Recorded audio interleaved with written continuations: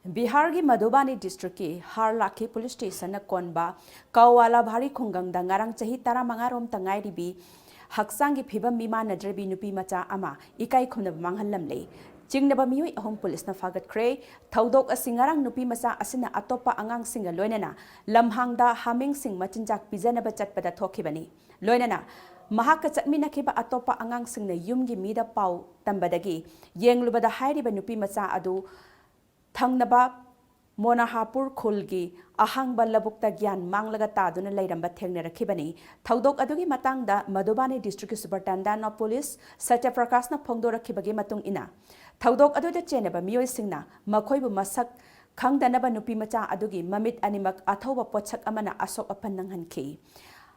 Aruba phibam da hospital da ngairibi nupimacha adu doctor singna kupna yengsilli hauzik phawbagi oina nupimacha adugi mit animak ta sengna udrabra haibadudi khangba ngamdri hauzik phawbada Thoudok aduda chenna bani haiba meeoi police na phagatkhre makhoi ahumak nupimacha adugi khul adumakta dagini police na Thoudok adugi matangda case ama lokhatuna makhatana thijinba haukhre hairi